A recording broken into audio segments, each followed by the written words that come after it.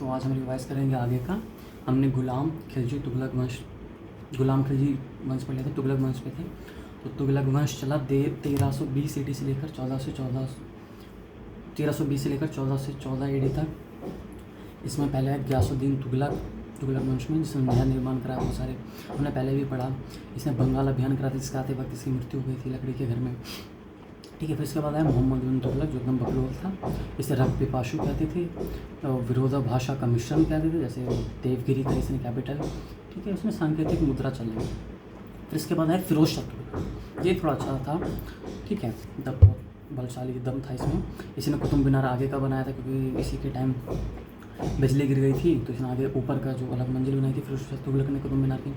फिर इसको शक था, क्योंकि ये हिंदू माता से इसने जन्म लिया था, राजपूत माता थी जिसका नाम था नीला।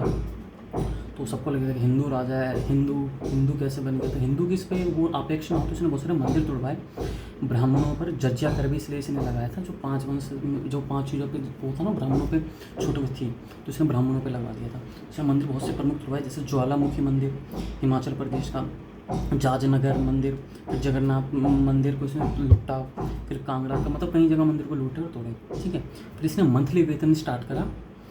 अशोक का टोपड़ा जो हरियाणा में, और मेरठ अशोक का टोपड़ा और मेरठ अभिलेख इसे दिल्ली लिया है कुतुब मीनार के पास, बहुत जगह थे तो इसने कुतुब मीनार के पास लगवा दिया था। इसी के दरबार में बरनी था, जो महान विद्वान था। उसकी जो बरनी की किताब है फतवा ए जहानदारी और तारीख़ फिरोज शाही अलग है। आत्मकथा फिरोज शाह तुगलक ने अपनी लिखी थी फतवात ए फिरोज शाही, और इसी ने बरनी ने लिखी थी तारीख़ ए फिरोज शाही। इस साल में तुगलक की कैपिटल बिहार शरीफ थी, और इसकी डेथ हो गई 1388 में, इसकी फिरोज शाह तुगलक की। फिर इसके बाद आया नसरुद्दीन महमूद शाह, नसरुद्दीन महमूद या फिर शाह कह सकता हूँ, नसरुद्दीन शाह की तरफ ज़्यादा ध्यान नहीं है। ये कमज़ोर शासक रहा।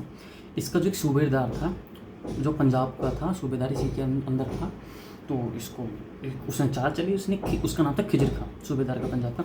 इसने विदेश से 1398 में 1398 में तैमूर लंग को बुलाया कि कब मारे, लूट ले और मुझे वहाँ का राजा बना दिया। जैसे और यहीं से विदेशियों को लाने के, बाहर से बंदूक बुलाने का सिस्टम चालू हो गया। तैमूर लंग आया था सेंट्रल इंडिया से, पैसा वैसे लूटा, इसको राजा बना दिया। इसके डर से नसरुद्दीन महमूद भाग गया था, क्योंकि तैमूर लंग बहुत खूंखार शासक था। फिर इसके बाद आया सैयद वंश, जिसकी संस्थापक थे खिजर खान, मतलब राजा किसी बाहर को ही बुला के बना, 1414 से लेकर 1451 तक। और इसका आगे का हम नेक्स्ट में रिवाइज करेंगे। साइनिंग ऑफ, जय हिंद।